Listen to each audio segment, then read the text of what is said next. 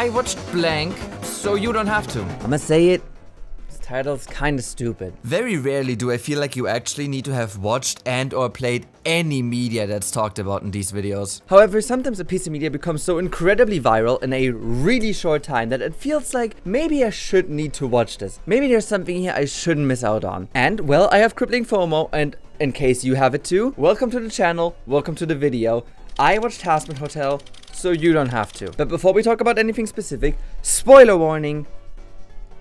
For the entire show, it's in the title. I mean, I watched it so you don't have to. So if you care about spoilers, you can just watch.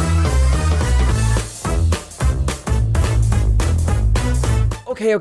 I know this is a drag. I've seen the pilot, you've seen the pilot, your mother would have seen the pilot. If you showed it to her, call your mother, she probably misses you. However, this show is different. I'm sure other shows have done that before, but this is genuinely the only show I can think of where this happens. The pilot is canon? And not just canon, kind of vital to understand the entire show. Normally pilots only serve to introduce the idea and the actual show starts from scratch. We will talk about it more when we get there. However, the pilot will not bother to explain who any of these characters are and why they're at the hotel, so we will have to look at the pilot just for completion's sake. The pilot starts without a real explanation about what is actually going on. Instead, it opens up on an admittedly really nicely animated sequence and a song from Charlie's perspective, Charlie being the main character. It gives us a few shots of characters, and I think it's actually pretty interesting to see a few guys that will actually have some relevance later on. There's been some event that yearly cleanses hell due to an overpopulation, and immediately we see one of the survivors.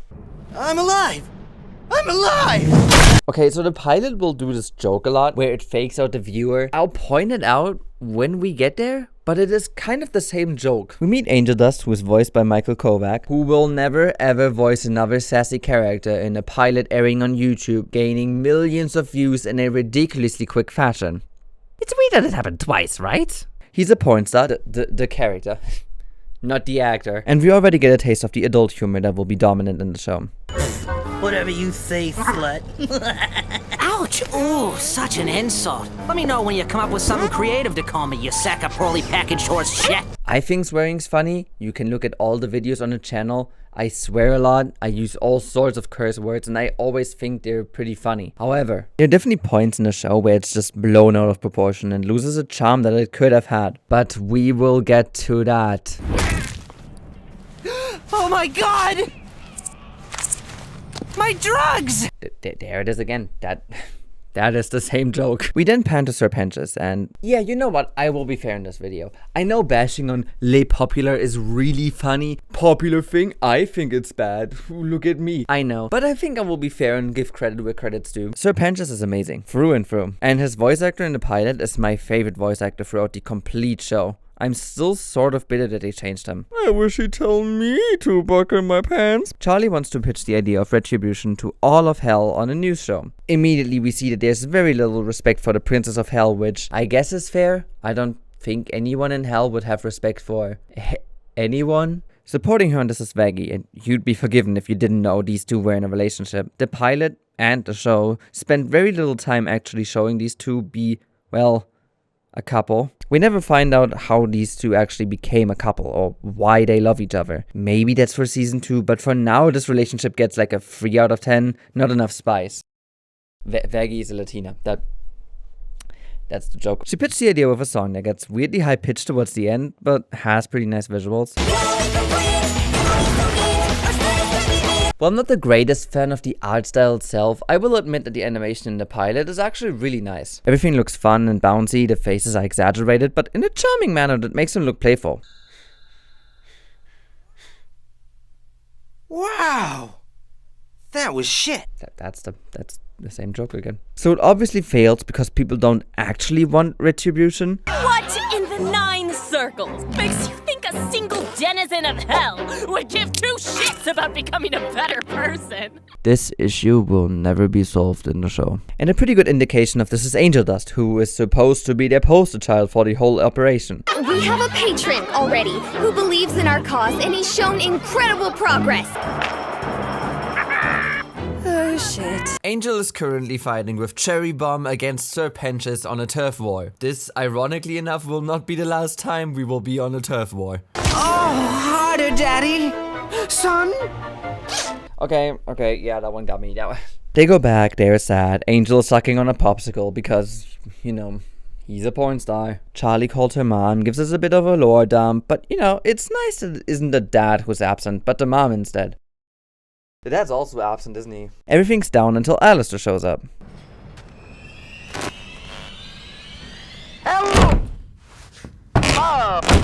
I think that entire sequence is actually a pretty funny combination of animation and, well, humor. So that's the radio demon, and his entire thing is pretty cool. His voice is amazing, the little cadence of crowd laughter, and even that little microphone dude are really cool. I can tell you it won't stay that way. They explain his origins in the only scene that actually gets reintroduced in the show. I have no idea why this specific plot point out of all of them, but here we are. He now funds the hotel for his own entertainment, which adds 2 final characters into the mix. Nifty, who is the cleanup lady / maid, and Husk, who operates the bar. Charlie makes a good point that retribution through alcohol is actually a little bit of a contradiction, but it is never brought up again. Pilot ends with Alistair beating the crap out of Serpentius before the sign of the Happy Hotel switches to the show's title. It's probably worth noting that Charlie, either after the pilot or between some of the episodes, found out about the hotel's name being changed, but once again, it's never brought up again, and I don't know if Charlie would be okay with her Happy Hotel being called a Has-Been Hotel. The show just needs us to accept it. And if we accept it, then we can immediately move on. So, you know, episode 1. Has-Been came out every week with 2 episodes each, which, in my opinion, is a pretty good schedule. I will try to talk as little as possible about actual outside factors of the show and just focus on the show itself, but there will be some things slipping in here and there, so forgive me for that. So for one, the schedule seems to only be maintained due to the creator VivziePop seemingly paying her animators a horrible wage. And honestly, that kind of reflects in the animation. Since this is episode 1, I'll talk more about technical details before actually delving into the summary of this episode. 2D animation, or well, hand-drawn animation, is admittedly a lengthy process. 3D animation, while still able to create stunning visuals, often has the problem that every movie sort of looks and feels the same. With hand-drawn animation, everything feels more personal, nicer to look at, it just has more charm. Obviously that is just my opinion, and projects like the amazing Digital Circus, I'm sorry for mentioning the show, you're probably sick of it too, show off 3D animation in a unique and really interesting way. Where do I want to go with this? Well, comparing the pilot with the actual show in terms of animation is kind of confusing. The pilot has characters make silly faces that aren't consistent, but in a wanted manner. Basically, the characters morph and exaggerate, but in a way that feels like it was intended. The actual show sometimes feels weirdly stiff. Everything almost looks too clean. Too perfect. The characters aren't moving the way they did in the pilot, and I think most apparent of all for that is Charlie. For example, her smile used to stretch her face slightly. When she was unsure, she made appropriate faces that used the medium. To be fair, it is worth noting that Charlie does still make these faces. They're just not as expressive anymore and have lost a little bit of their charm, but in most cases are still pretty funny. Big companies like Amazon have a set way of animating because they aren't gonna be patient to wait for an episode for like 2 months. Kind of just how VivziePop's other show, Hell of a Boss, comes out, for example. Which technically isn't VivziePop's fault. But you know, if you paid your animators more than a slave wage, maybe you would have had a better project. Aside from the animation, character designs and voices were changed too. So let's just go through them quickly. 3, 2, 1, yippee! Charlie's design looks better. I like the suit, but her proportions are weird. When everything looks as stiff as it is, you really notice some of the more quirky features. Her voice is less young sounding, which is probably great for all the sinners among the crowd. So, does this mean that you think it's possible to rehabilitate a demon? I can. Totally. Yeah, I'll head over there right away. But for me, it kinda loses a certain innocence. I kinda miss it, but it's also not that noticeable, so whatever. Becky's voice actress sounds almost identical. Your little stunt made us look like a fucking joke. Oh, fun. You had a little fun with it. Well, this is not what we want to represent us. Her design got a lot better. I like pretty much everything they've changed. Angel Dust has not really been touched design-wise, and his new voice is also pretty much the same. I mean, what kind of reputation would I have if people found out I was trying to go clean? If you're filming a commercial, can I suggest you take better advantage? It sounds different, but honestly more like his pitch is a lot higher, which works just as well as his previous voice. Alistair doesn't look any different. However, I kinda miss the old voice. Considered an investment in ongoing entertainment for myself. I want to watch the scum of the world struggle to climb up the hill of betterment. Well, my dear, I haven't been active in hell for some time, and everyone remembers me from my radio show, the proper medium to express oneself. Once again, the new voice isn't bad. None of them are. But the pilot voice did the Atlantic accent much nicer, and also the cut-ins are kinda gone, which I'm a little sad about. Also, his mic isn't talking anymore. The League of Silly Guys will avenge you, sir. Nifty overall looks and sounds more intense. I liked her design, I really like her redesign, and the voice is literally perfect, like a 10 out of 10. Amazing. Why are you all women? Honey, back here! I'm sorry if that's rude. Oh man, this place is filthy. It really needs a lady's touch, which is weird because you're all ladies, no offense. Got it, I'm ready. How was that? Well, Nifty, you actually have to say the line, so let's roll again. Okay. And lastly... What, you think you can buy me with a wink and some cheap booze? Well, you can! You actually think I'd be cleaning bottles and listening to you fucks bitch and moan all the time if you wasn't forcing me? I like being forced. Keep that to yourself, Nev. Come on, boys. Won't you shake a poor sinner's hand? That is Keith David. Now, wow. Okay. Whoa. I'm not a nerd. So I don't know voice actors and voices from the top of my head without looking them up on Google. But this voice? That is my childhood. Princess and the Frog is among my favorite Disney movies, and Dr. Fossilier is just so cool, and everything is so cool. His voice is so cool. I mean, the old voice was whatever, but this voice is literally perfect. 100 out of 10. Amazing casting. Does he have a song? He does have a song. Watch the show. Change the title. Change the thumbnail. Change my shirt. Change where I'm recording this video, because on this channel, we like to do things a little different. Where was I? Oh yeah, his redesign is pretty good. For now, that was every character, so we can finally move on to the story. You've been waiting for it long enough. So the story begins right after the pilot, with Charlie telling us how her dad and mom were cast to hell and got together. She gets a phone call from her father, which allows her to meet the leader of the Angel Army, which sends her into a song that really is quite good. I just really am not looking forward to the leader of the Angel Army being a character in this show. She sings her way over, and here we go. Okay. The leader of the Angel Army is Adam. You know, the first man. Or how he very elegantly puts it. I'm fucking Adam. I'm the original Dick. All dicks descend from me. You think you want drummer Dick? No way. I'm the Dick fucking master. Hey, does that guy like sex or something? So, anyway, and we fucked, and it was awesome. Yeah, so this entire character's shtick is that he says all sorts of words that I don't need to censor yet, because I'm not monetized anyway. Awesome job, Danger Tits. You can guess that a character whose swear counter is in the double digits after a minute of screen time is really getting old really fast. And oh boy, I don't have a problem with swearing. But this character feels like something you would write after someone called your haircut ugly in middle school. Which I also find in his design overall. Why do the angels have horns and grey faces with these evil teeth and lines on the mask? This character looks more like a demon from Hell of a Boss than an angel. Especially since we see other angels on the show, like why do these angels specifically look so evil? I was so annoyed by the stupid character that I found myself kind of enjoying him. Though to be fair, that is definitely the fault of his voice actor. He plays a damn good annoying piece of trash, and I have to give him that. I got you again, bitch! Fucking hilarious! Like, it was so fun to hate this annoying character because he keeps just... Have you guys noticed that he's eating spare ribs? Please, we're really smart. Okay, hi. I'm currently editing this video. I still have way too much to go for. Oh no. I was looking at the Twitter post to edit into the video.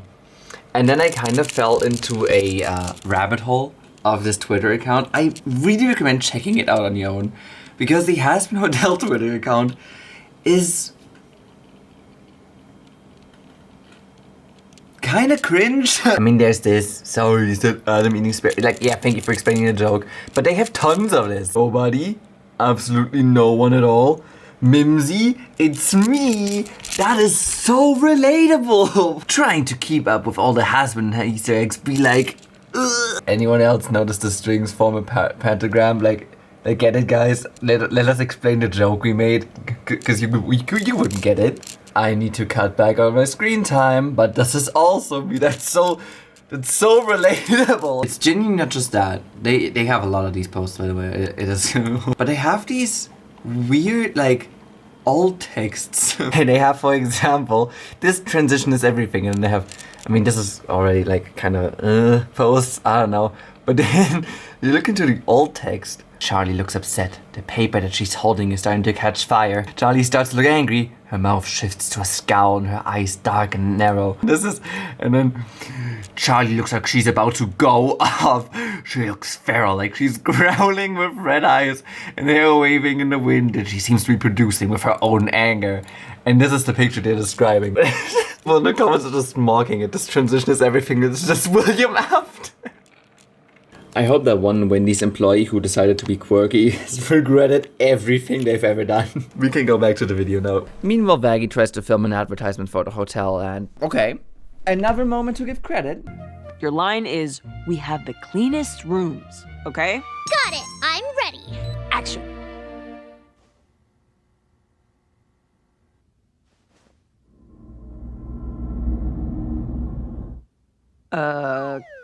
Cut. How was that? Nifty is extremely adorable, and her voice actress does her character complete justice, which is only helped by the scene genuinely being pretty fun. You're doing great, vagina. Cut! Oh. Alright, there's a pretty solid song from Adam, who I believe played Beetlejuice in the musical Beetlejuice. In general, most songs are real good in the show, so definitely kudos to that. See? There it is. He fits. He's an unapologetic douche, so him just going into a guitar solo and celebrating himself fits perfectly into his character. It's funny, it's charming, but earlier he was just throwing out words without any of it sounding natural. And that's what I think many people dislike about the show. Swear words are funny, but here it feels like they try to make every character swear just so they can call it a show for adults. Even the stupid Amazon account made a swear counter, which just drives the point home that the excessive swearing in the show isn't because they wanted to write believable characters, but because they wanted to drop all kinds of bombs. Because that's the only way adult humor can be communicated, I suppose. The yearly extermination has been moved up to 6 months for no given reason. Womp womp. And the episode ends with one of the angels from the previous extermination being beheaded. Apparently one of the demons killed an angel, which scares these two because it's a first. Episode 1 is done, and yeah, it's been a mess. Not a hateable one, but a dislikable one. Episode 2 begins with Serpentious? Wait, does that mean we have to talk about character designs again? Yes, time to speak about character designs, standing again. Serpentious' design is still great, and his voice actor is doing amazing. Like, genuinely, he's probably still one of my favorite voices, like, out of the entire thing. However, that old voice just didn't sound like a human. At this rate, I will seize control of the entire west side of the pentagram by day's end. Who am I? I am the great Serpentious, inventor, architect of destruction, villain extraordinaire. It was really unique, and so I really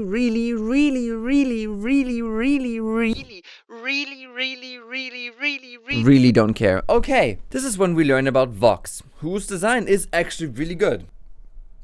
However, the TV head is pretty cool and the eyes draw attention to them real easily, but if you break it down, it's just another twink in a suit. I've held it back so far, but a common theme with these characters is that they have slim limbs and in most cases are just sticks in general. Normally that wouldn't be too much of a problem, but... I mean, yeah, this looks like a barcode for expired soup. Having a theme obviously isn't a bad thing, but if all your characters look more or less the same, they become extremely forgettable if they only play a side role. And the V's are essentially a perfect example. Vox is unique enough and has a pretty big role, but Velveta? That woman? I'm glad I wrote it down on the script because I have no idea if Velveta is actually her name. I just assume I looked it up beforehand. Her name is Velvet. I would love to say I did it for the bit. It's not. I'm probably calling her Velvet. No, what was her name again? Whatever the wrong name is, I'm probably calling her that for the rest of the video. When rewatching the show, All her scenes felt new to me. This isn't a compliment. Valentina would also be really boring if it wasn't for something we will have a really long discussion about, so just stick around with it for now. Most men in the show can be called twink in a suit design-wise, and women don't look that much different either. And more often than not, the design doesn't even make sense logically either.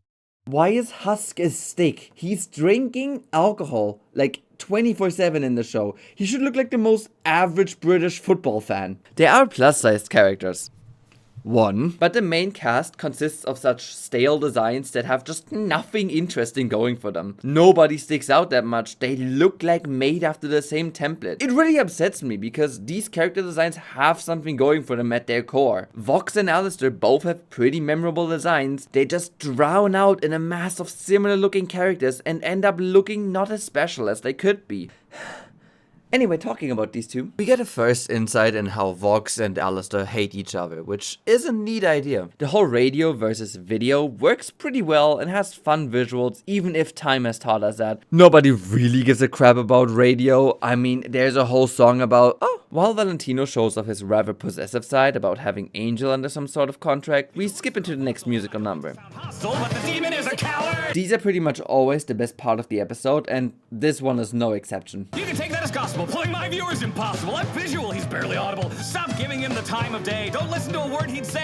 I hope he had a nice vacay, but he should have stayed away. Especially Vox's voice actor has outstanding moments where he doesn't just sing, but also uses his voice to make the song sound interesting. The duet with him and Alistair's great, and the way Alistair finishes the song the same way Vox began it is fantastic. Welcome home.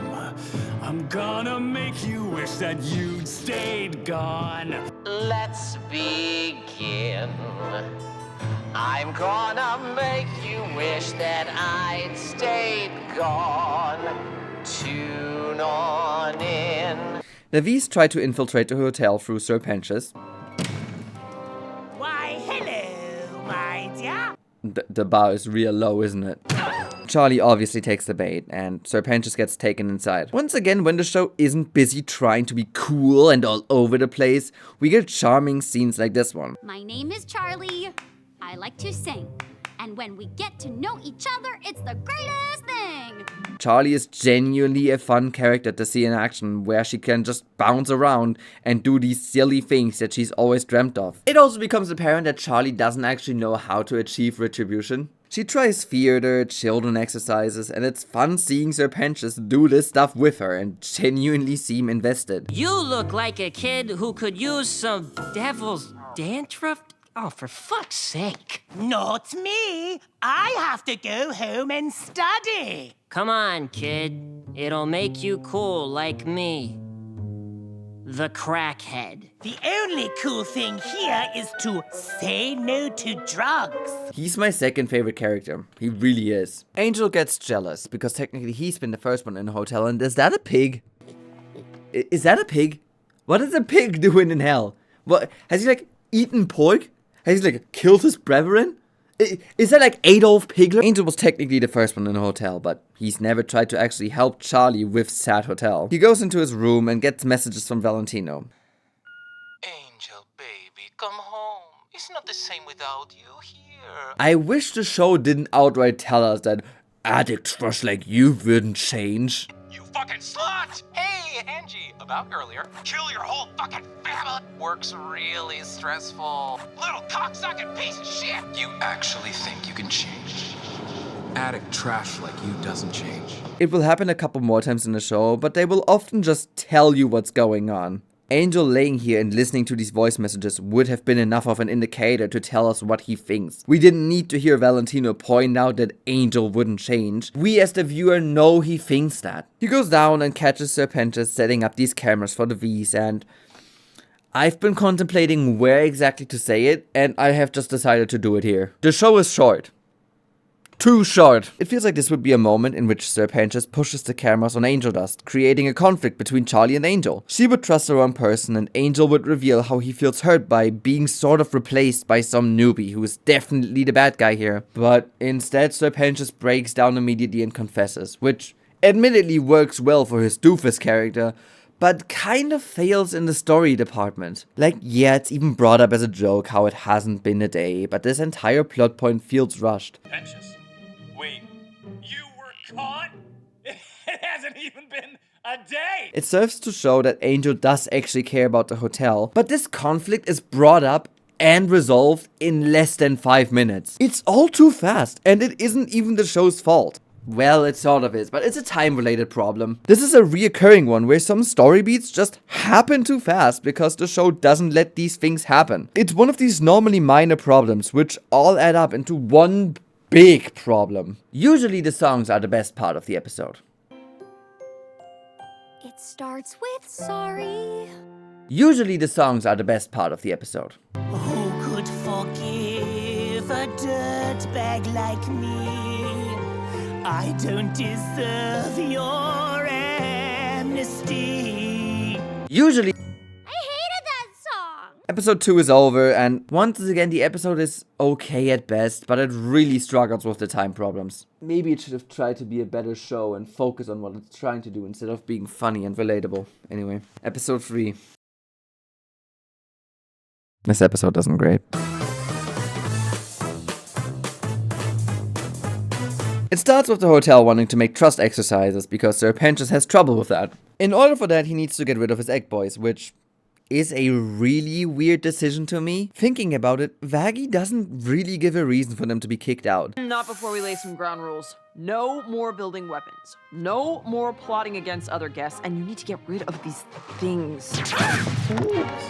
They mess around with the weapons, which they plan on removing anyway, so why do they need to get rid of the eggs? I can tell you, because Alistair needs to be with them, but I guess they couldn't find a better way of doing it. The show sometimes struggles to get characters from A to B without making up some weird excuse. So instead of walking from one spot to the other, they will need to ride on a horse with diarrhea that also looks like a gorilla at full moon. And also the horse swears a lot. I mean, this is how the whole show... Have you been paying attention? Obviously an exaggeration, but sometimes in the show it feels like they have a destination without the proper means. Taking away someone's precious friends doesn't feel like something Charlie would allow to happen. It's just like how Charlie wouldn't want her happy hotel to be called a has-been hotel. In general, it feels like Charlie is weirdly submissive at... No, wait! The idea is to share something intimate and then let yourself get caught by others. Again, pretty childish, but Charlie's excitement is adorable and makes up for it. While that's happening, Alistair meets some guy called Zestial, who is a twink. I don't know if you want to call this a suit, but it's definitely a twink in attire. A twink in attire. I am a genius. That is really funny. These guys together seem to be some sort of menace because every demon around them either hides or kills themselves. Does hell have antidepressants? I mean, probably not. This is the first and last episode we see these characters, and while that's not a special case of a one-episode character, this one's kind of weird. Zestial seems to be just as feared as Alistair, so you would assume that he plays a big part in the show, but assuming makes a twink out of you and me.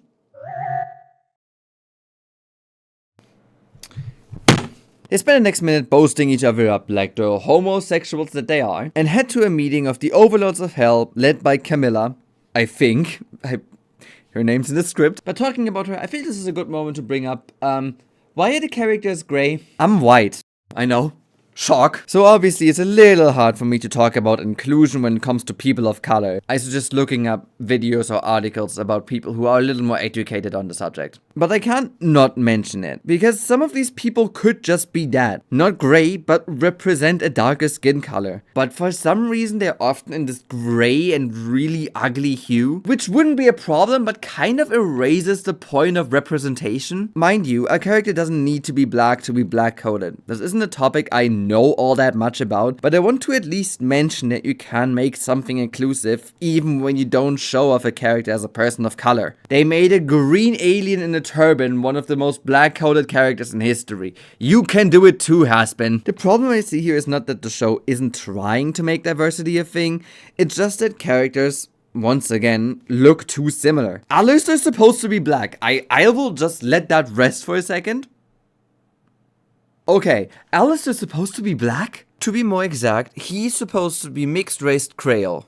Yes, Alistair is a mixed character. Like he's not fully Caucasian character. So there you go. There's your answer. He's Creole, so anyone who understands what that like that identity is. Nice. Which would be fine, but that feels so forced. Obviously, I'm not against inclusion. If you are really upset by people of color and LGBTQ people being more included in modern media, maybe just stop watching this video. I feel like I wouldn't want to talk to you. However, in this show, it feels like you're just throwing an ethnicity on a character to pretend you have diversity. Alistair's so goddamn white, like come on dude. And that's cause, you know, he just kinda looks like all the other white twins in a striped suit in this show. At least try to give him a hairstyle that people of color can identify with. Anything. It feels like this show wants to put labels on these characters without putting in the effort of earning those labels. You can't just call Nifty Japanese and be done with it. What? Because she's the maid? Come on, dude. Like Nifty, her voice actress can speak Japanese, so I've been kind of writing her with the idea that she's Japanese. The ethnicities of the characters don't really have a whole lot to do with their story, though, so I think it's going to be something that we iron out, like, kind of later. And this is probably the problem. The ethnicities don't matter is a wild thing to say. Culture is important, and there are really intriguing values and backstories you could create with the help of race and the resulting segregation. There's so much interesting and actually mature ideas you could talk about, but The ethnicities of the characters don't really have a whole lot to do with their story, though. then why even bother putting them on these characters? If it doesn't matter, you could have just made them all white. This feels so pretentious to just have a mixed cast. It's actually driving me crazy. In any case, Velvet comes in, and if it wasn't for the subtitles, I would have forgotten her name again. Thank you for writing it down past even. She brings in the head of the angel that they killed. So now everyone knows angels can actually be killed. However, Zestial is against the idea of going to war with the angels, which catapults us into the first, and unfortunately not last, song of the episode. The start of the song is kinda bad. Show some respect. Check your behavior. But then it gets really good, especially when Camilla starts singing after the rap. You wannabes are inane and uninformed. Smug wannabes who don't heed when you've been warned. That stuff hits, dude. I think this entire song is really, really good. The problem is just that Velvet is such an annoying character, it's really mind-boggling. She throws around hashtag and I'm swiping right, and I just wish she wouldn't. I'm not the one who needs a new attitude. Maybe you missed it, but I'm that hashtag bitch and I will do. I haven't even written a script for this. This is so annoying. Imagine being one of these overlords. Would you even care? The slightest, even in the slightest. What's the new thing like people say on Twitter? She has like no game, no aura. What do you say? She is so boring. I would piss myself laughing if she was like, "Alright guys, listen to me now." Like, you. This is a character you write and then tone down because you realize otherwise it might be a little too much. Safe travels back to the nursing home, fuckers. Kiss my ass. They certainly didn't tone her down. Also, I want to mention this now, Velvet has a whole song about wanting to fight angels, and I can tell you what she doesn't do in the show. We cut back to the hotel crew and the trust exercise. Angel led them to a BDSM club. I'm holding back my opinion about all of this for episode 4. Please, just give me a little more time. Obviously, this doesn't work, and Charlie gets real uncomfortable, which would have been a great moment to show off Vaggie and Charlie's relationship. Like, maybe Charlie is being protected by Vaggie, eyes are held shut, or whatever. Just anything would have been great, but, you know, would have. Didn't happen. It's Vaggie's turn to try with the trust exercise, and she drags everyone to a turf war. Something that the pilot told us we shouldn't be on, but okay. Helping friends with stuff? Not with turf wars that result in territorial genocide! No, baby! Bring it on, bitch! There is nothing stronger than the trust between comrades in arms! Not with turf wars that result in territorial genocide! Charlie thinks this is a bad idea, which, yeah. And then we get a scene that just doesn't work. Vaggie says she's taken charge today, and it all went sideways. But that's just not true. This is episode 3. We have spent like an hour with these characters, and in this episode, it's been like 3 minutes. Vaggie says, I took charge today, and it all went sideways. But they only went to a BDSM club, which nobody enjoyed, which wasn't her idea. Now they just arrived at the turf war, and already Vaggie says that nothing she tried worked. We barely spent time with that. And then she says, If I can't help you, what's the point of me? And yeah, I wish we would have seen more with these characters. I wish we would see Vaggie and Charlie as a cute couple, and we would see Vaggie try hard to actually be an important member of the hotel. But so far, she's like removed eggs for plot, and I guess she sort of made a deal with Alistair. I'd like to be alone for a minute. Again, that would work if it wasn't for the fact that everything is so sudden.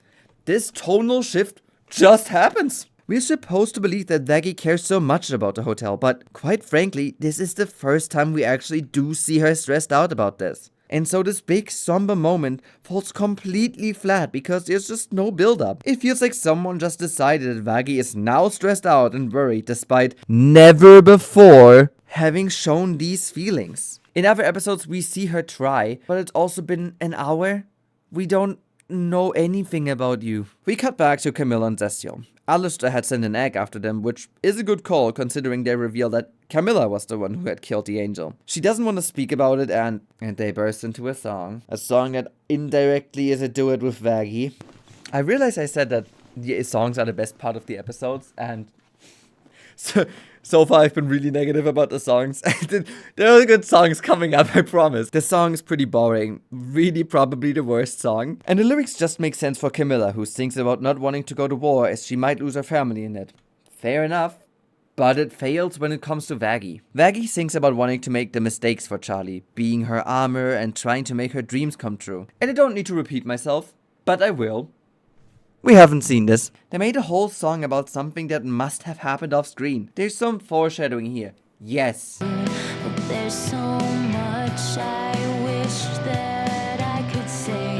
But the main message about her love towards Charlie just doesn't work with what we've seen happen in the show so far. This could have been a great moment, but it's trying to go too fast. Charlie and Vaggie barely interact as a couple. So skipping through the song, the egg guy tells Alistair about who killed the angel, and speaking of something that must have happened off screen, apparently Vaggie's exercise worked and Husk, Serpentious, Angel, and partly Nifty are laughing with each other, having a good time. I wish we would have seen this in the episode. Last time Angel sounded rather annoyed and we only heard all of them scream in pain. It just would have done a lot to actually see these characters fight for each other. Maybe do sacrifices, help each other out, support each other, anything. But the show doesn't have time for that. And so once again, we are just told that this cool and bonding stuff happened. So please believe us when these characters actually start caring for each other. Listen, I don't want to be the PNG YouTuber, like bouncing into different frames, crossing arms and yelling, "Show don't tell! The composition, it sucks!" But the show doesn't show a lot and tells us everything. I wrote this whole script trying not to mention this stupid show don't tell phrase because it always makes you sound somewhat pretentious, as if you know what you're talking about. Like, you have all your knowledge from YouTube videos, you didn't read a book, you're a YouTuber. But the show really doesn't really respect show don't tell, okay? Like, what am I supposed to do? It needs to be said because it will happen so many more times. So this is it. Alistair comes home and Vaggie allows the eggs to be back with Pentious, since their plot purpose is now over. Just like this episode. This episode really sucked. Now, I really didn't like the show so far. The overarching problems of it were really intense and bothered me a lot, as you might be able to tell. Episode 1 and 2 were okay at best, and episode 3 really annoyed me. Rewatching it, I was really not having a good time. And at this point I decided maybe this show isn't for me. Maybe I just won't get an enjoyment out of it.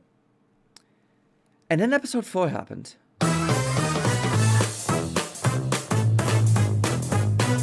In before, I'm trying to make this review as funny and humoristic as possible so you can all put XD into the comments. I will have to be 100% serious here though. This episode in particular deals with sexual abuse, general abuse, stalking, and drugging. So if you're not comfortable with any of these topics, I made specific chapters so you can skip the heavy discussion or just skip this episode altogether. I'll try and keep the discussion in that time frame I said, but there will be some mentioning of it outside of that frame, so maybe skip this whole episode if you're not comfortable with these topics.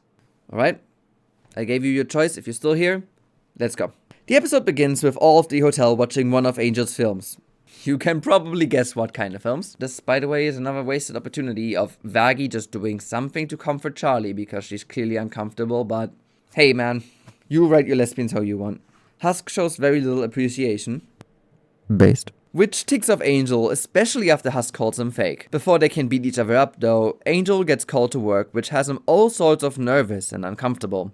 Charlie decides to follow him to work, which has Angel losing his mind over. What in the ever-loving fuck are you doing here? I actually like seeing Angel's facade slowly break instead of him dropping it all together. I think this is a really well done build-up. Again, I'm not here to mindlessly hate the show, so I will give credit where I think something has been done right. And this entire scene works really great. Charlie tries to fix everything for Angel and thus screws up the whole place. This gets Val to let out his anger on Angel, who he blames for all this mess. This is where we get into the heavy stuff, so again, chapters. Val slaps Angel around because he assumes Angel brought Charlie here on purpose to save him from a contract that basically makes Angel a sex slave for Val. I need to give all the props in the world to Angel's voice actor here. The delivery of these lines is genuinely gut-wrenching. You think she can get you out of work? No, that's not what I'm trying to do. No! The entire scene is so uncomfortable to watch, and his voice actor and also Val's voice actor are a huge reason why. When I say come, you say... Yes, Valentino. When I say you are fucking 20 guys before lunch, you say... Yes, Valentino. When I say you better get that fucking cunt out of my studio, you say... You say... This scene doesn't get broken up with a funny little joke like they usually do, so I appreciate it a lot. It's uncomfortable, but it's supposed to be, and it works like a charm. It's amazing. Angel kicks Charlie out, which continues the train of "this absolutely rules," and then rolls into a song. Poison is the most popular song from the show, and honestly, it's not even the best song in this episode. It is a pretty good song though.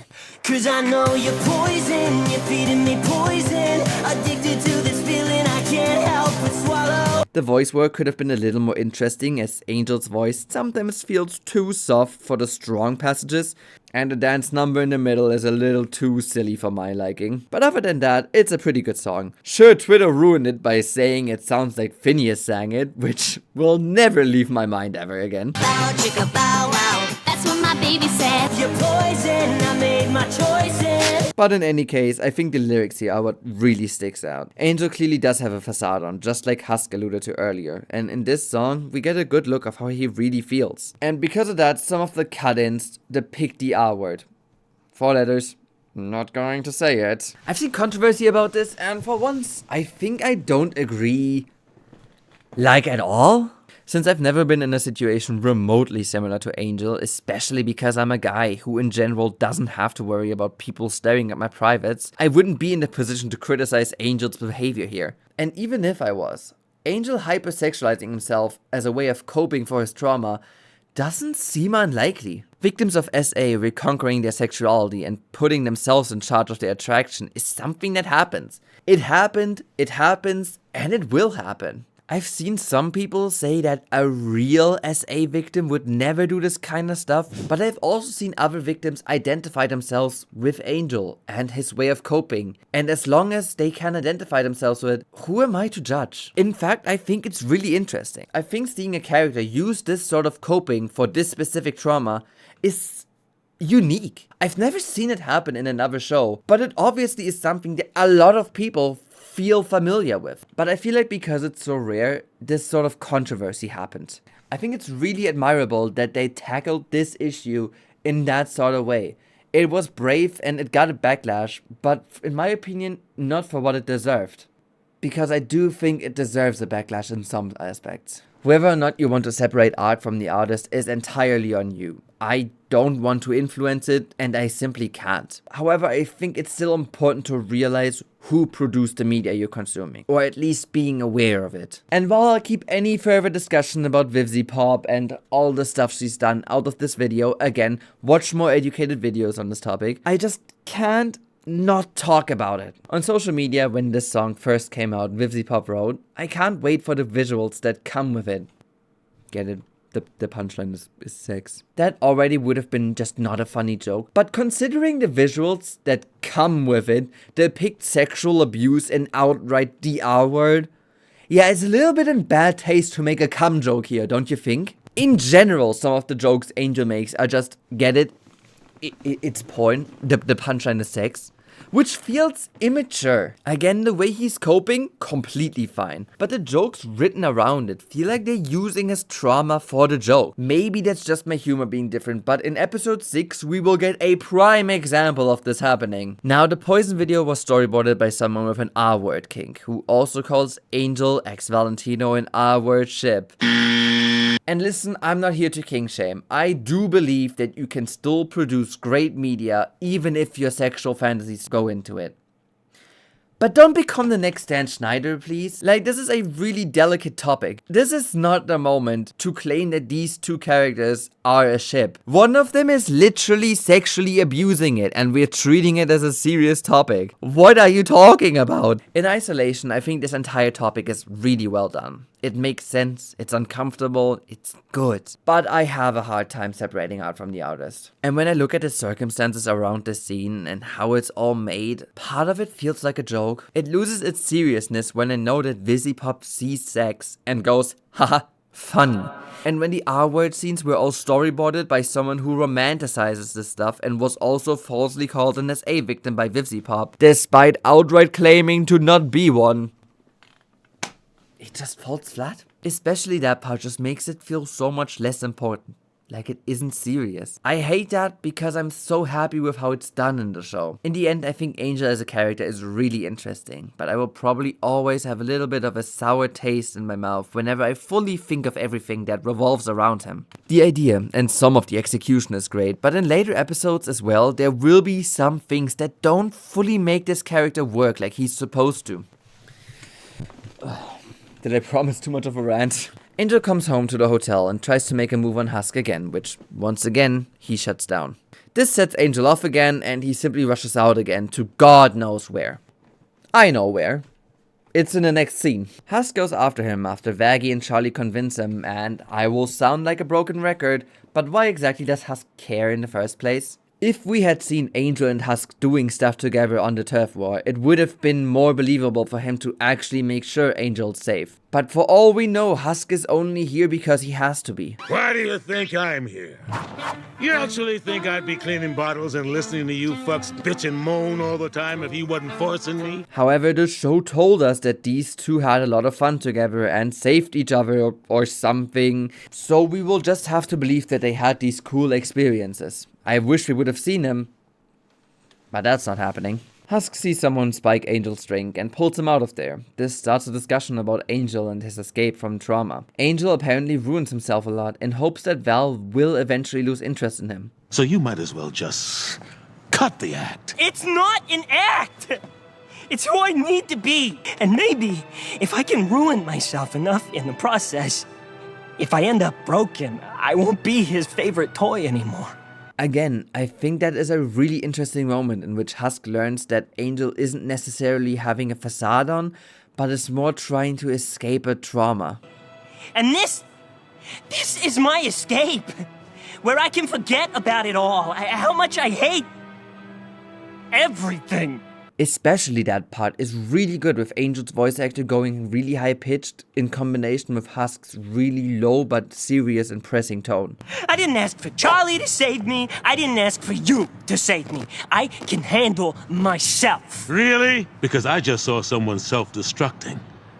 It seems like, I don't know, you might need a bartender to talk to. I really like that Husk speaks of Angel always crossing boundaries, while the entire episode so far has kind of been characters pushing into his boundaries. It's a nice little idea that gives us more about Angel and his real self. At the same time, Husk opens up, telling a little bit about how he used to be an overlord as well, before gambling it away and being under Alistair's control. I really like Husk. So when you're down on your luck, you turn to anything to keep you afloat.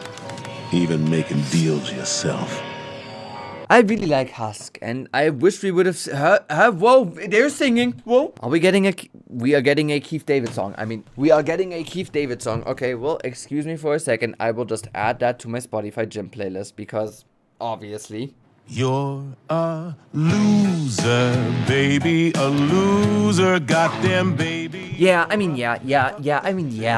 We get a song from Keith David, and it is easily my favorite song from the show. Angel's voice works great in contrast with Husk's vocals. The animation is fine at first, but I love the idea of the signs being the background for the song, and I mean, it sounds amazing, really. Like, what do you want me to say? It sounds amazing. We're both losers, baby, we're losers. It's okay to be a coked up dick sucking hoe? Baby, that's fine by me. Husk is basically singing about acceptance and about how similar he and Angel are, and I really can't say much else. This song rules, just go listen to it or something, it's really great. The song ends when the guys who spiked Angel's string shoot at them, but Husk and Angel just kill them. They come home and the episode ends with Angel forgiving Charlie. Charlie, it's fine. I get it. Thanks for caring about me.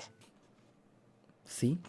Is it so hard? We had an entire episode now focused on Husk and Angel becoming close, and even though the start was a little unbelievable, Angel forgiving Charlie here and being close to Husk all makes perfect sense. Finally, the show lets us see these characters change and grow. However, Vaggie carrying Charlie without showing more than just a hint of affection is still all we can get from this relationship. It still sucks. So yeah, I wasn't a fan of episode 1 and 2. I hated episode 3.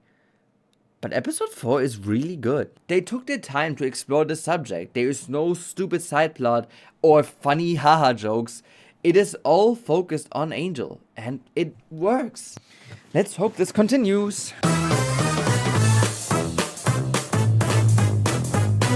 The episode starts with Charlie stressing out about why the hotel isn't working for Redemption. Now, this will be a bit of an early criticism, but the hotel kinda doesn't make sense. Charlie has no idea how redemption works. I can tell you as much, in the last episode we actually see someone get redeemed, but it's not through the means that Charlie is trying. So even though the show is called Has-Been Hotel, the Has-Been Hotel is really useless.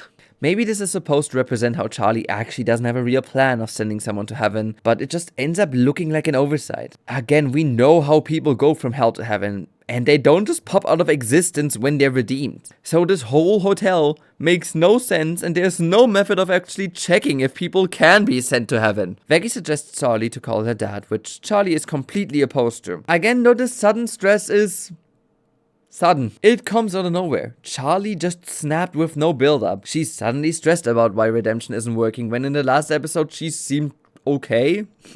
Anyway, she says her dad never really wanted to see her, something that is wrong. Literally gets disproven next minute.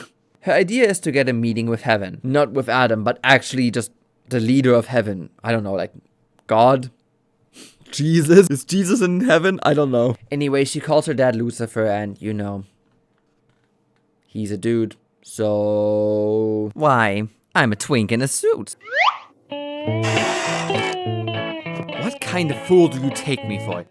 He's a twink in a suit. He's a twink in a suit. You're a twink in a suit. I'm a twink in a suit. Are there any other twinks in suits I should know about? Meow.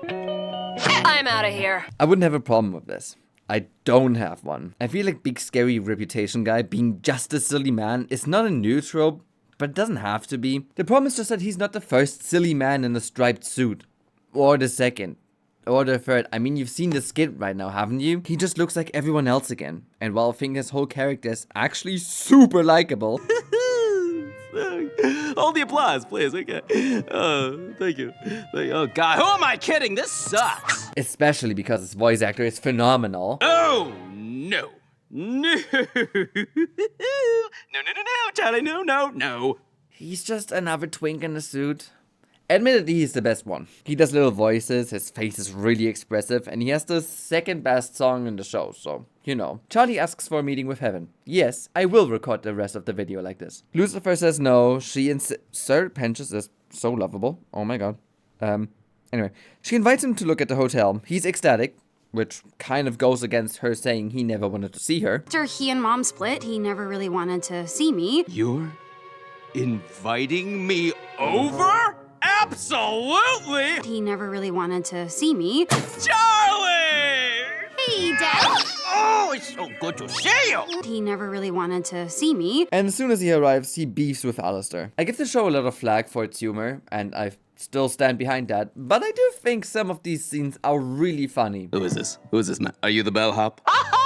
No! I am the host of the hotel. You might have heard of me from my radio broadcast. Nope. I guess that's why Charlie called it the Has-Been Hotel. Ha ha ha. Ha ha ha! It was actually my idea. Ha ha ha! Well, it's not very clever. Ha ha! Fuck you. It might just be Lucifer though. He's just the best character. I'm sorry, there's like no. Alistair is clearly taking in a fatherly role, which now that her real dad is here, obviously sets off Lucifer. Why don't you introduce me to your other friends? Oh, yes, of course. This is Vaggie. She's my girlfriend. Oh my golly! You like girls? Yes, so do I. We have so much in common. Okay, this character's amazing. Can we make him more likable? We can?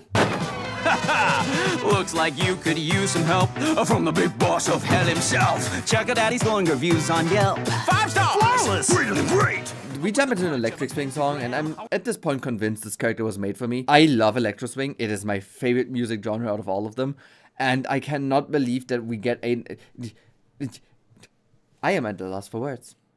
I just lost what I wanted to say. I don't even have this written down in the script. So yeah, the song is just a combination of Other Friends from Steven Universe mixed with Friend Like Me from Aladdin. That is literally a holy combination. Both these songs rule. So obviously this song rules. Lucifer's voice actor goes through accents, different quirky voices and imitations. It's literally perfect. Really. Lucifer's doing God's work. Haha, I'm very clever. Why did I write this? I love this genre. I love the way the vocals are delivered, and Alistair's part also continues in kicking butt. So why isn't it the best song? Well, halfway through they suddenly slow it down a lot. So while I'm just sitting here bouncing to the song, suddenly you just go... Then the song immediately goes up again, and I'm bouncing again, and then... It's me! Yes, it's me! I know you were waiting for me! The end part is just fine. Not too great, but I wish the one song where they decided to switch up the genres halfway through wasn't my favorite genre.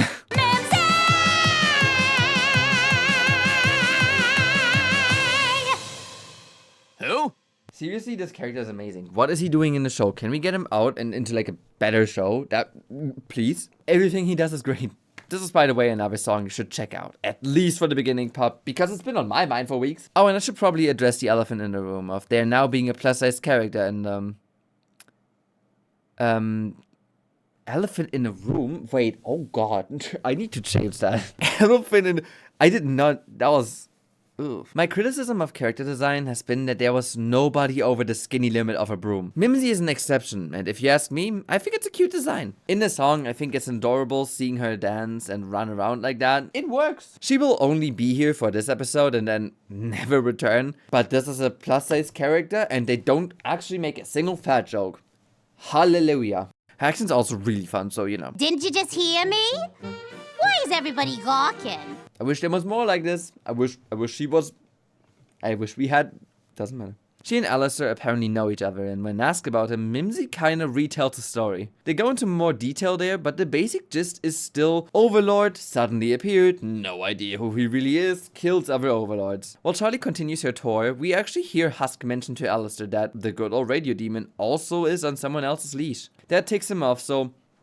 probably a touchy subject. Meanwhile, Lucifer isn't sold on the idea of the hotel. His opinion is essentially the same as Adam's, in that people in hell had their chance and this is their punishment. For now, his worries are justified as Mimsy had attracted loan sharks, which is the whole reason she's even here in the first place. Alistair makes quick work of them, which ramps up the conflict of Charlie wishing her father believed more in her, just like others did. That sets off an admittedly really good musical number between Charlie and Lucifer, and we learn that Charlie has had this dream of redemption solely because of her dad, who had attempted the same thing. Being shut down by heaven before had robbed him of his hope for this operation, and admittedly we don't fully know what exactly happened. Like, did he just get shut down and then give up immediately? It could have been a little stronger, but it is still pretty good. More than anything,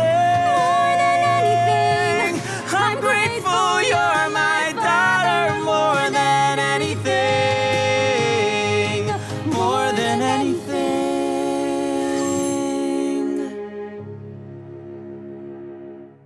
Oh, that was sweet. Lucifer agrees to get Charlie a meeting in heaven, and as she mentions that she will take Vaggie with her, Vaggie seems really against it. Why? Let's find out. I should probably mention, episode 5 is pretty amazing. I love Lucifer. I think the conflict was really good, and there's not much else I can't say I didn't like. Episode 6, however, is probably the worst episode in the show.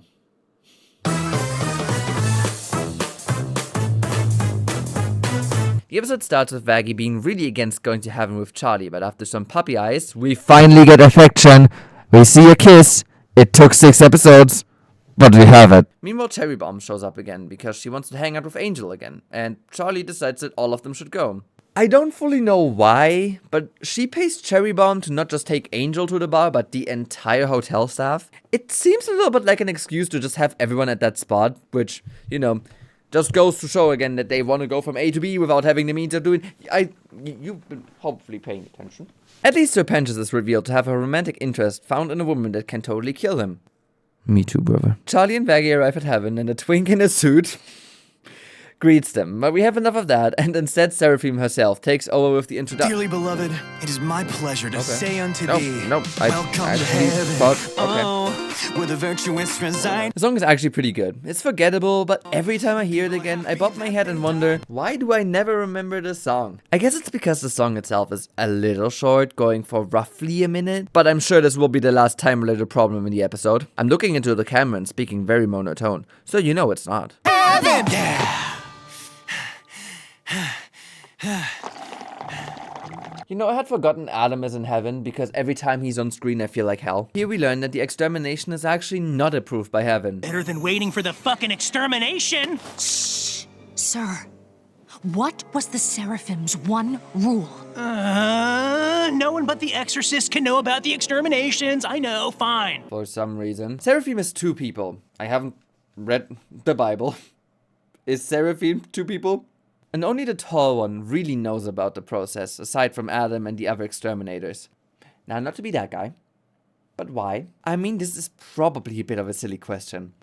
But why? Later in the episode, obviously this comes out to the rest of heaven, and nobody gives a crap. And let me just ask this question. Why would they give a crap? I mean, you're in heaven. For all you know, in hell there are people who, like, I don't know, kill babies, I don't know, torture pets. Why would you give a crap about what happens in hell? This plot point is really forced to make some sort of conflict happen. Talking about forced. When Vaggie's alone, we finally find out why she was so against going to heaven. Adam visits her and threatens to reveal to Charlie that she used to be an angel that was kicked out of heaven for not wanting to kill a child. First of all, she looks so much better with the short hair. Like, keep it short, girly. Secondly, Adam called Vaggie Vaggie because of vagina. It's as funny as it sounds, really. You were on the front lines. I wouldn't forget a bad bitch like you. It's why I named you after the best thing ever, Vaggie. And thirdly, what in the world is this conflict supposed to be about? Adam says, I wonder what your girlfriend would think if she found out you're actually one of us. What? In the flashback 20 seconds ago, she was quite literally kicked out of heaven. She isn't one of them anymore, and she got kicked out because she didn't want to kill a child. And even if Hazbin Hotel is literally about the Hazbin Hotel that seeks redemption and help people to make up for the mistakes they made in the past, so it shouldn't be that much of a problem. Sure, having hidden this fact might hurt Charlie, but she's also the character that sees good in everyone and everything. Also, they are a couple. They care for each other, supposedly. Certainly they're not going to make us believe. I guess I'll just tell Little Miss Butterflies and Rainbows that she's been fucking someone who's killed thousands of her people. I'm sure your relationship will be fine. See you in court! So yeah, Vaggie for some inexplicable reason is afraid of Charlie finding out about this. I do wonder how this never came up. Like, did Vaggie lie when she was asked how she even got here? Did they just never talk about it? This whole couple is so underdeveloped, it's really annoying. Adam wants Vaggie to stop Charlie, and then the trial begins. Angel is once again the poster child, and so all of heaven watches to judge if he is worth to be redeemed or not. So does heaven authorize redemption? Because later on we will see that they actually have no control over who gets redeemed and who doesn't. So, why is this even happening? In any case, they're in the club and Cherry Bomb offers Angel some drugs to forget about the day. Minor nitpick incoming. Husk says, You want to fuck up all your progress? Be my guest. I just I just thought you were better than that. Despite Angel not having taken the drugs yet, this feels like a wrongly edited line somehow. I think you meant to say, I think you're better than that, right? Serpentious has a funny bit here, which will eventually go way too far. I'd like to buy you a drink. Why? Didn't you say we're arch rivals? Because I'm buying everyone a drink. Cherry, I bought you a shot. Because I bought everyone another shot! In general though, I actually kind of like this entire scene. Husk is trying to push for Angel to be better, and Cherry Bomb is trying the complete opposite. So it's a nice moment where we see Angel slowly change. It actually makes him going for Cherry Bomb at first a truly agonizing moment. A good one, that is. I think it makes sense to see Angel go back to old habits instead of immediately be a better person, because change doesn't just happen like that. It also makes it a lot more satisfying to see Angel rejecting his sinner side later in the episode. Heaven sees this, Heaven hates this, but they give Angel more time to show his redeeming side in the end. They watch as Nifty runs off to cause trouble because she's drunk, and yeah, you know, this is actually a really nice moment again. God, Nif, why you being such a mess? I'm the mess?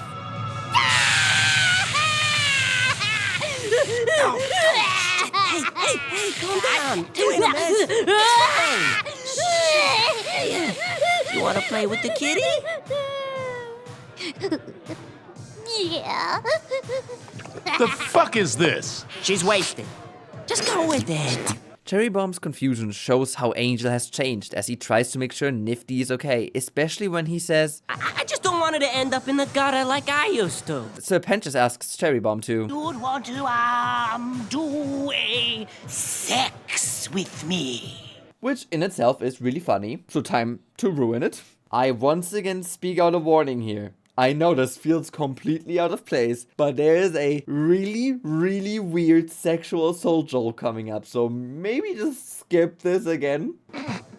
I'm sorry, why would we have sex? Because I'm having sex with everyone here.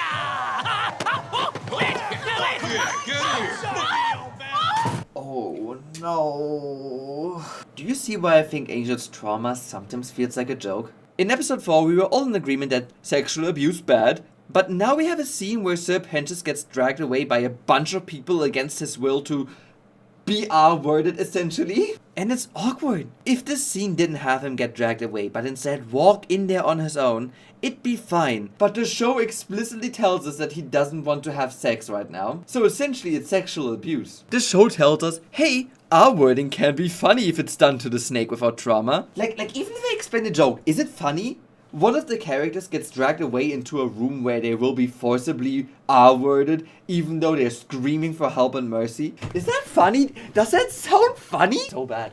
It's so bad, I hate it. Just when you think the show can be mature enough to treat sexual assault like a serious topic, it's the butt of the joke 2 episodes later on. I mean, adult humor. It's adult humor. Haha, get it? Yeah, I mean, come on, dude. Let's not pretend 14-year-olds aren't watching this. I'm 22, but I mean, I'm not the target demographic here. I know that. It ends up making a previous treatment of the topic feel pretentious. You're being pretentious. You're being serpentious? Serpentious? I need to write that down. I think I'll just leave that in. I feel like my realization on camera is better. Aside from that, Angel finds Valentino in the club and Nifty walks towards him, which is bad news. And Angel's actually standing up against Valentino in a really good scene. Fuck off, Val. Excuse me? I said fuck off. I own you, bitch. Yeah, you do.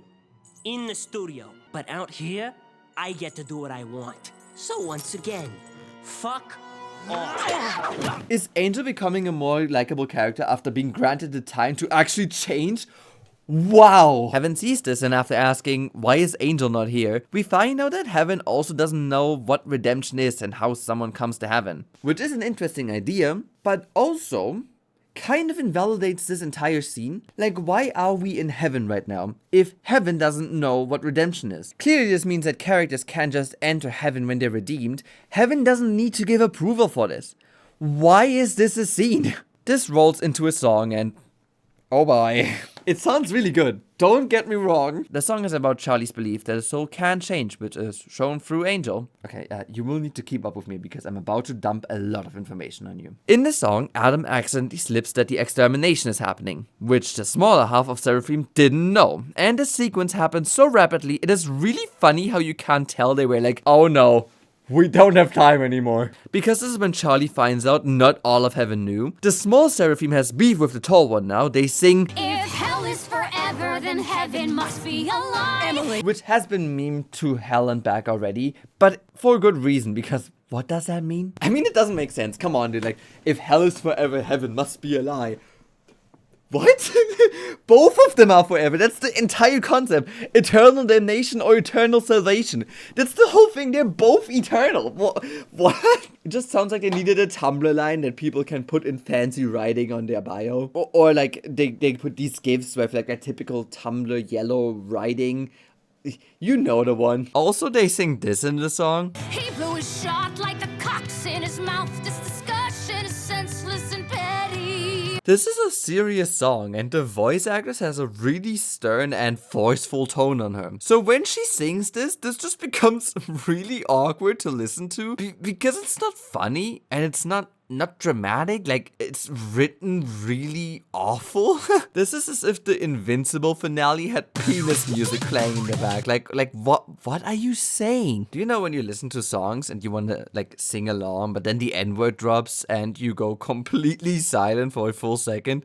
I kind of imagine that's what happens when people sing along to this part. Cause no way someone loudly sings stuff like he blew his shots like the cock in his mouth, right? No, but right? Anyway, still within the same minute, it now gets revealed that Vaggie was an angel to Charlie, upon which this hilariously bad shot of Charlie falling to her knees it's so bad. And then the song ends with Sarah basically saying, yeah, no, there ain't no evidence, bye. What? In the song, Charlie even pointed out, Don't you see we've come so close? Look at them fighting, they're at each other's throats. but suddenly they're not anymore. What did this court decision even have to do with the song? The song was about how heaven doesn't know what redemption is, but then after the song ends, they just discard the topic. Nobody intervenes. Nobody cares. Why even keep the extermination a secret? Clearly nobody gives a crap. Like, the smaller Seraphim is the only one against this. This whole thing, having been kept a secret, makes no sense. This episode is so awful. You'd be forgiven if you forgot, but Charlie and Vaggie are only here to appeal for redemption. They're not here to stop the extermination, because heaven doesn't know about it. Okay, let's picture this, right? What if they went to heaven to stop the extermination from happening? They want to present that there are souls who can be redeemed, and so the extermination isn't just there to kill only bad people, but possibly people who deserve to be in heaven. Boom! You'd have a conflict that makes sense. But since Charlie and Vaggie are here to try and make heaven realize that redemption, I don't know, is a thing, this entire episode gets invalidated by the simple fact that heaven doesn't control redemption. They don't need to be here. Heaven can't allow or disallow redemption. That's literally being shown in the last episode. If they didn't have the stupid plot point where the extermination is being kept a secret, it would make sense for them to appeal to heaven. But no. This entire episode has literally no purpose aside from revealing Vaggie as an angel. Yeah, sure, the extermination is also revealed to heaven, but since this never gets brought up again, doesn't make the smaller Seraphim do literally anything or cause any trouble for anyone, the show would quite literally go the exact same way if this reveal didn't happen. And still, despite Vaggie as an angel getting revealed being the only purpose of this episode, they still clearly run into time troubles towards the end. All of this info is dumped on you in one song in less than 2 minutes, and the episode ends 20 seconds after. You can tell they really didn't plan this out right. Also this line. And it's your position to keep them happy and joyful. How can I bring joy when I now know we are bringing misery to thousands of innocent people? Yeah, thousands of innocent people. In the next episode, Charlie, by the way, recruits an army of cannibals. You know, people who eat other people. Or what about the innocent people who, you know, sexually abuse Angel, spike his string, yeah, thousands of innocent people. This is hell. This is still hell. The show realizes this is still hell, right? We're supposed to see bad people in hell. What do you mean innocent people? What? Dude, I'm so glad this is over, okay. So episode 6 was awful. The bar scenes were the only good ones, and even then there were some really bad moments here. So how do they follow up this rushed mess? After all, there were several bombshells they just squeezed in those last 2 minutes. Charlie is alone in her room, crying. I don't like how they write Charlie. Have I said this before? Alistair visits her in her room, sensing an opportunity, and after Gaslight Girlboss gatekeeping her, they make a deal. Charlie does a favor for Alistair at some point, and he tells her all he knows about heaven. The deal happens just after Vaggie bursts in with one of the worst line deliveries ever. What did you do? Let her go! The aliens are coming! We've been compromised! What happened in the show? What happened to the voice direction? Why is her singing voice so much higher than her actual, like, voice?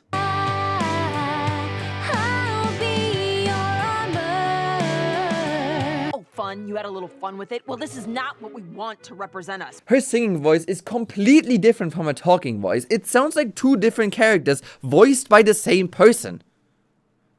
And some of the line deliveries are really bad. Charlie follows Alistair to recruit an army, while Vaggie goes to Carmine, the one who killed that one angel, to convince her on wait, Charlie is recruiting an army? Yeah, you heard that right. The Charlie who in the pilot was very much against Angel being on a battlefield and is against demons being killed, is now recruiting an army to kill angels. This is such a weird character. Charlie feels so weird because sometimes her whole personality shifts only to work for the plot. Either she ignores things she would not be okay with, or she does things that she normally is against, and her whole character is built on the weird presumption that she is still getting surprised about demons being bad people. Didn't she grow up here? Why is she still surprised about some of these characters being bad people? And also, did that egg just say it's been months since episode 3? Can be killed. Yeah, that knife lady, Camaro car fight, killed one. Wait, you knew about this? Oh, yeah. I told Boss about it months ago. Months? So between episodes 3 and 7, there were apparently several months, which sounds unrealistic as heck, but they need to say that since the extermination needs to happen now. And now it makes sense why some of these characters suddenly seem stressed about things or seem closer to each other. Months happen between these episodes that we just never get to see. So of course Charlie suddenly gets stressed out about the hotel. Of course Vaggie suddenly gets really nervous about not being able to help because it's been months. There's like several weeks between these episodes we never saw. Which, it's okay to have time between episodes. A lot of shows do that. Oh, yeah. I told Boss about it months ago. He what? You can't just suddenly make characters feel like this or act like this and just say, well, it's been months, of course they would change. That's not how that should work. So I'm actually getting mad. Vaggie tells everyone to leave the hotel since she can't guarantee them to be safe in there and leaves. Because it's been months since they all grew together, obviously none of them will leave. This is still a really weird thing to just happen because again, people like Husk don't actually want to be there. Charlie and Alistair go to Cannibal Town where they meet Rosie. And immediately we find another plot hole because Rosie says, Alistair, where have you been?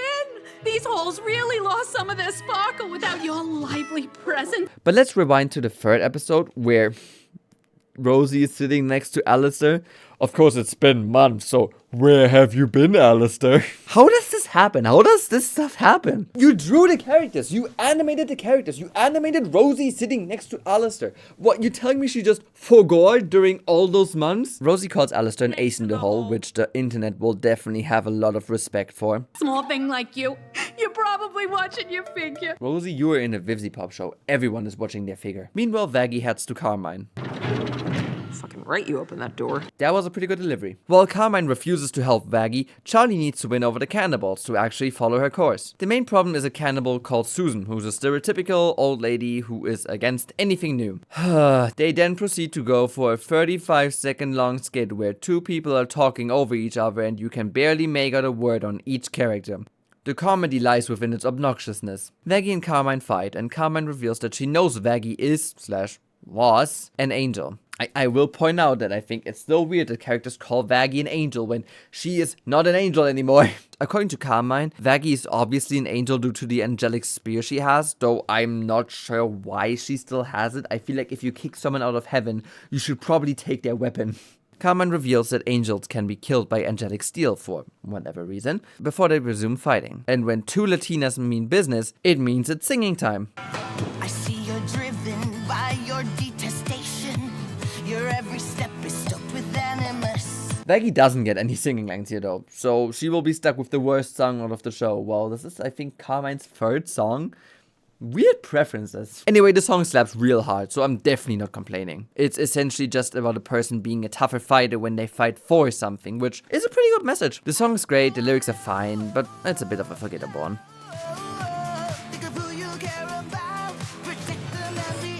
Vaggie sprouts wings, for whatever reason. But that means the scene is over. So, back to Charlie being depressed about Vaggie. What do you do when someone you love lies to you about who they are? Seriously, why is this still a conversation? I get being upset, but Vaggie was literally kicked out of heaven and forced to live in hell. Why is the show pretending like Vaggie is a traitor? My girlfriend is an exorcist angel, and she never told me. This is gonna drive me nuts, dude. She isn't anymore! She was! She isn't! Literally isn't!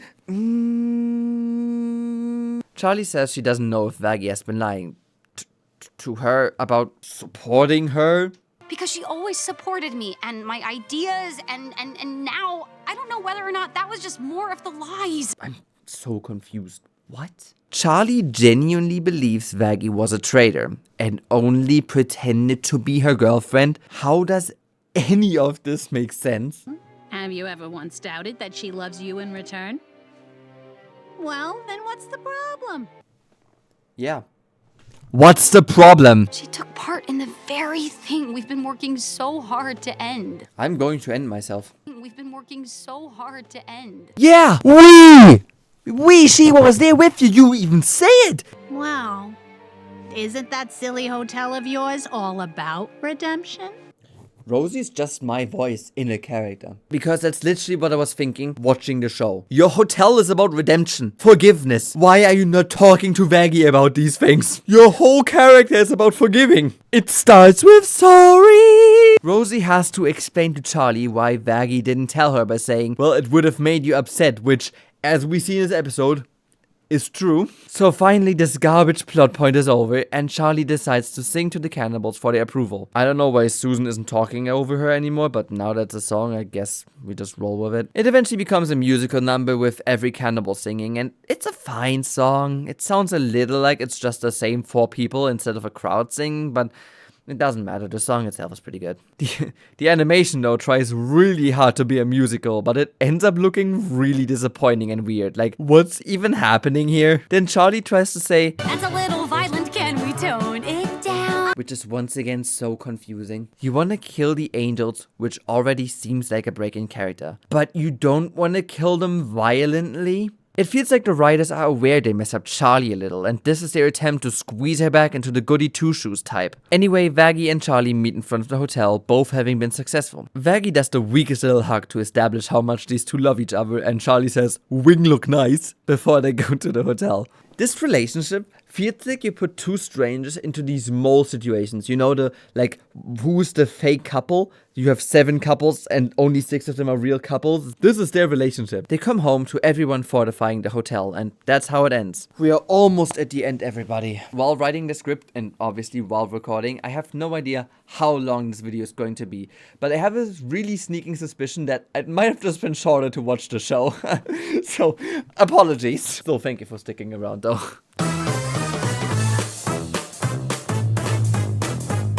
Episode 8 shows Vox watching everyone in the hotel prepare to fight. He will show no further contribution to this episode, so I have no idea why they bothered to even include him. I guess it's for him to say, "I have boner, ha ha ha." Literally though, they cut back to him and only for him to say like, I have a boner, I'm hard, I have penis, I like sex. Literally though, they cut back to him a minute later just laughing. Before it cuts away again. Why is he in this episode? Charlie holds a speech in which she says that she's seen the good in all of her friends. Ironically enough, it's panning over Cherry, who has only been in one episode, and in that episode she was trying to make Angel a sinner. The rest I can get behind though. Everyone's drinking, and we get another really nice scene between Husk and Angel. And you're not off snorting a line off some hunk's abs? You fucked one cannibal pool boy, you fucked them all. I guess you have changed. Hey, Charlie said live tonight however we wanted. So pour me a fresh one, and let's get to living. Their relationship over the course of the show is definitely a highlight, if not the highlight. Serpentis tries to confess his love to Cherry, but he can't really get himself to do it and instead just compliments her a little. Pentas is cute. I like him. Charlie is worried they will lose the fight, upon which Vaggie starts singing, and had completely 100% forgotten about this song. So earlier when I said she only has one song, I guess I lied. You've already done so much. Anyway, it's a reprise of More Than Anything, which technically means Vaggie only has one original song. Take that, wasn't completely wrong. They finished their duet with a kiss and a hug, and hey man, this is a relationship I can actually believe now. Just the two being intimate. Like, where was this all the other 7 episodes? The attack starts and nobody actually makes a climax joke. I am really surprised. Alistair creates a shield around the hotel that Adam punches through and exerts himself a little. Oh, fuck! I am so hard right now! Why is he in this episode? They fight and Alistair's trash talking Adam hard, like calling him like lack of discipline. He's sloppy, doesn't have like any control. Like, man is yapping a lot. Especially since Adam just one-shots him. Like, and he just like... And then Alistair's just gone for the rest of the episode. Fuck you, Alistair! This is better than sex! Why is he in this episode? The war continues now with Adam shooting around a lot.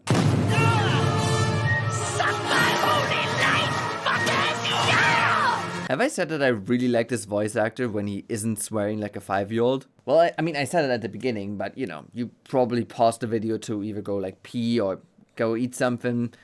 I don't know, maybe you just came back to the video after a month. So, I'm saying it again. They need to get rid of Adam somehow, and Serpentis has the idea to shoot him with his air zeppelin thing. There's a minute-long setup for his attack, which would be a cool sacrifice moment if it wasn't for Adam making this a gag where a long setup immediately fails. And that would be fine. I mean, yeah, Serpentis is dead. He was like my second favorite character. And the gag itself is pretty funny. But now the show is trying to make this a serious moment. That could have been ugly. You did good, buddy. No.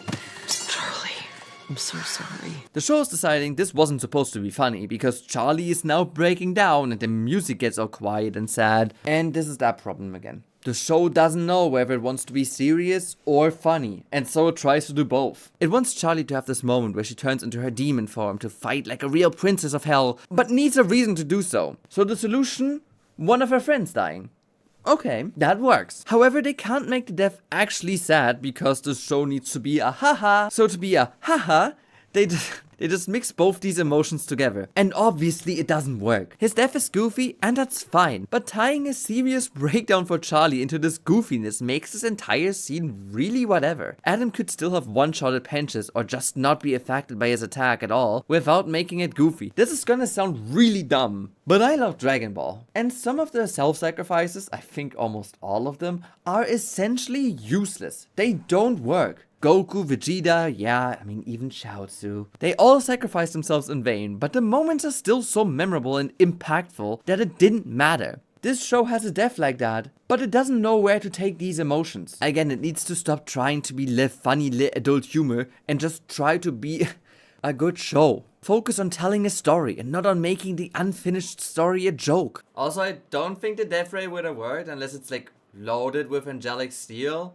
I mean, I'm just saying, you know, they can only be, yeah. Anyway, Charlie transforms. Vaggie and Lute, I think is her name, fight while Adam and Charlie fight. And Vaggie wins her fight in the weirdest way because she's like pinned down to the ground with a spear in her hand, but manages to pull out the still held spear and then throw the angel into a wall and simply drop some rocks on her. I don't know. It's kind of whatever. Her mask falls off to reveal a goth mommy. But Vaggie isn't killing her, saying, Live. Live knowing that you only do because I let you. yeah, you know what? That was a pretty cold line. I can't even lie. Also, this is something I didn't even realize while writing this script. But this entire scene is shot as if this is the first time we see her face. When it's not. I don't know, even in the video, I thought this was the first time we see her face.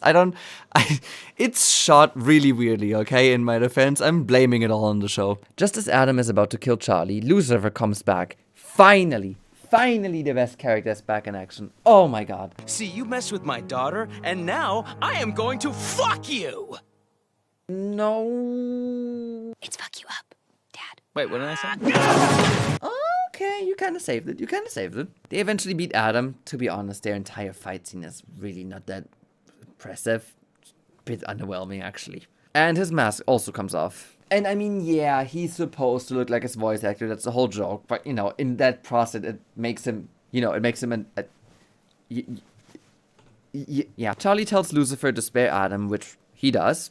And then Adam goes on a bit of a rant saying everyone should worship him because he's the first man, blah, blah, blah. I started everything on Earth! All of mankind came from these fucking nuts! You all should be worshipping me, you ungrateful, disgusting, fucking losers! This speech is a little, I don't know, uncomfortable to watch. Not because of the voice actor, but it overall feels like a really weird Disney speech. To hear this villain have this speech about why he's #1, so Disney, I don't know, it's kind of weird, I don't like it, it feels super forced. Nifty kills him, which I am eternally grateful for. My favorite character is actually Nifty, here you heard it first. Holy shit! I've been showing you all of Vox's lines, by the way. Like, this is all he does in the episode. I've showed you every single line. You see why I'm saying the show can't be serious and funny, right? Like, we have a serious moment of defeating Adam, the main villain, and we need to intercut with and as a side note, Velveta.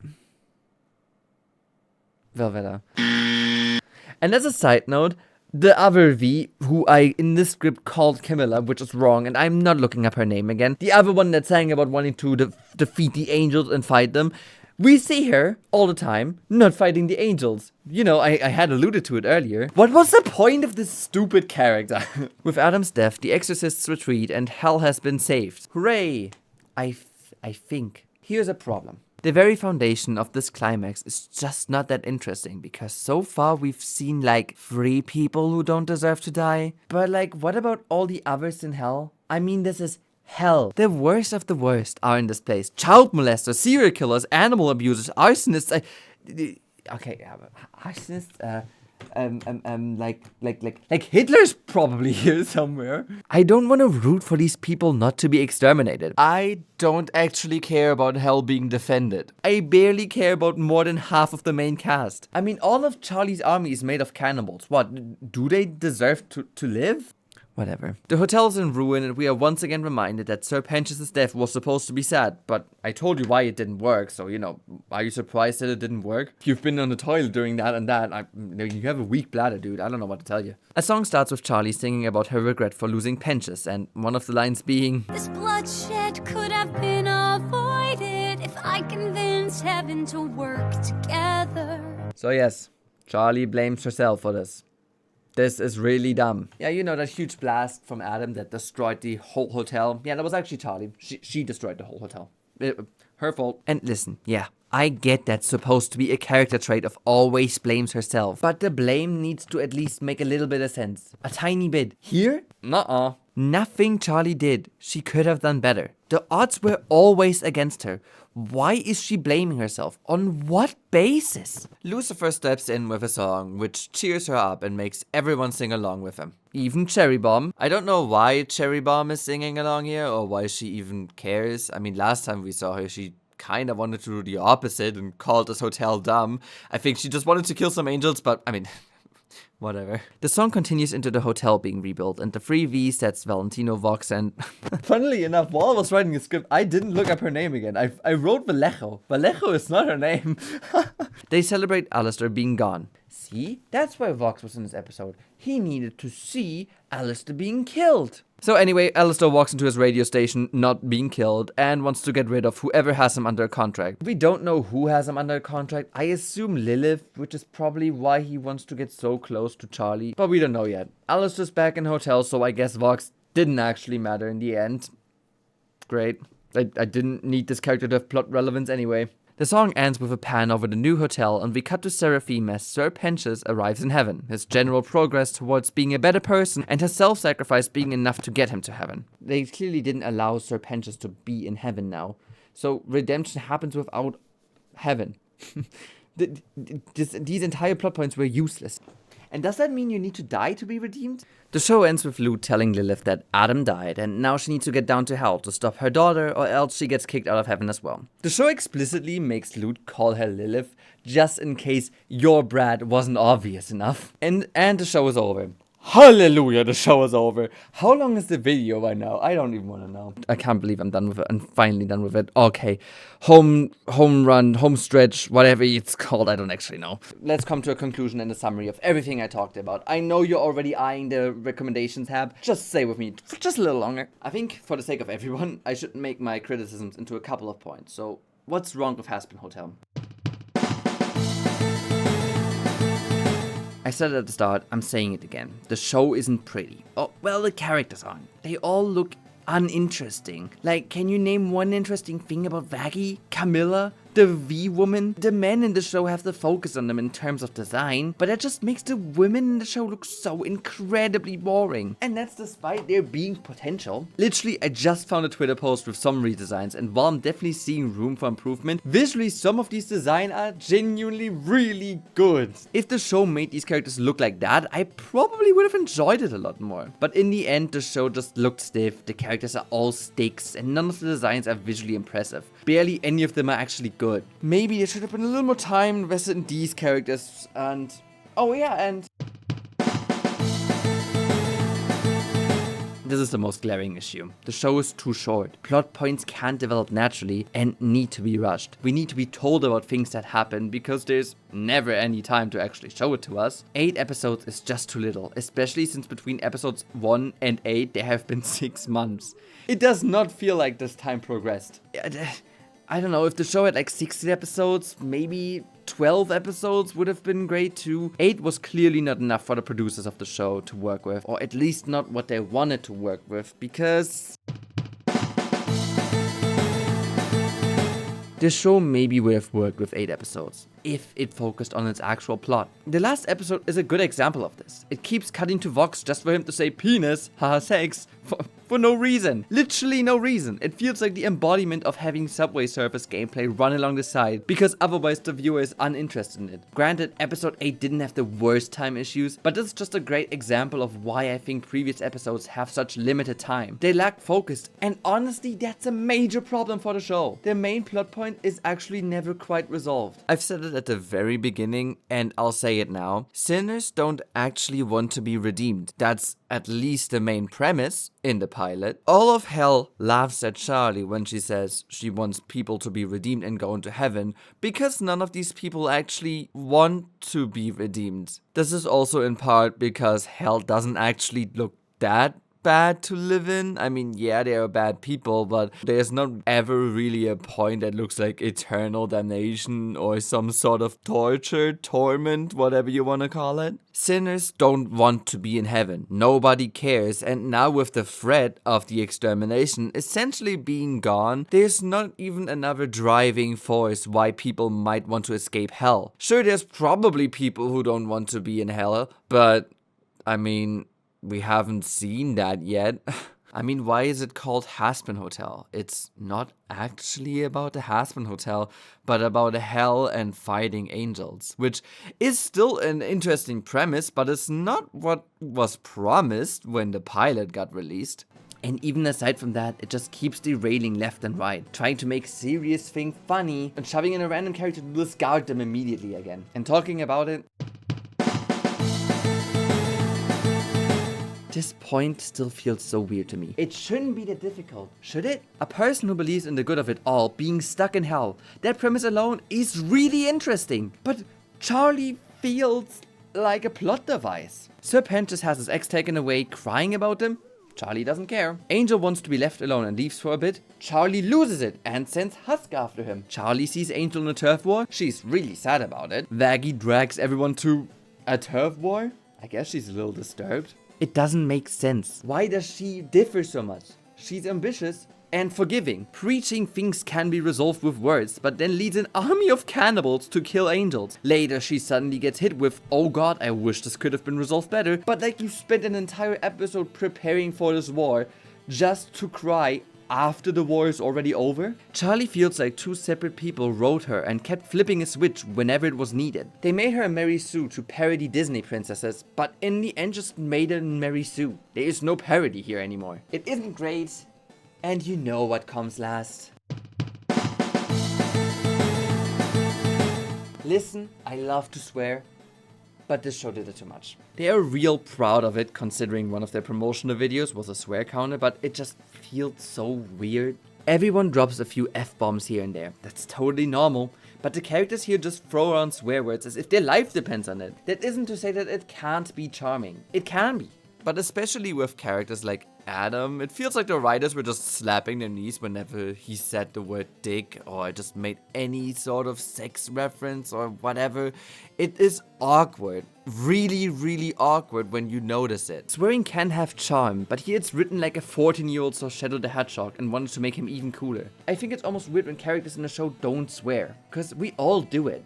But this show did the complete opposite and made it so much worse.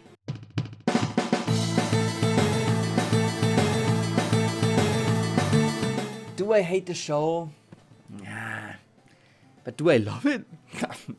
No. I feel weirdly indifferent about the show. I wanted to talk about it so bad because, quite frankly, it left a weird impression on me. I mean, I can't just sit here and say, I don't really care about the show, because clearly I wouldn't make such a long video if I didn't care. But rewatching it again made me dislike the parts I hated in the first place even more. But it also made me love the parts that I've ignored before. When I first watched it, I thought Lucifer was a fun but pretty uninteresting character. Rewatching it, I love this character. I love several of the characters. And yet there's so much to hate about the show too. So saying I don't care about it is wrong. Saying I feel neutral is also not right. I hate this show. I love this show. In the most literal sense that I both hate and love parts of it a lot. Obviously, there are millions of people who love this show, just like how there are literal millions of people who hate it. I feel like I'm the mix of these two groups. So I will be there for season 2, and I will probably make a video about it as well. So if you want to stick around for that, consider subscribing, like the video, I don't know, share it or whatever.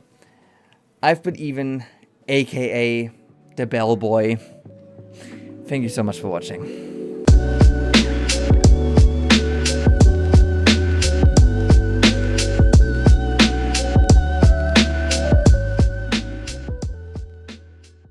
I made this entire video without swearing to make a point, dude. Take that, you fuck.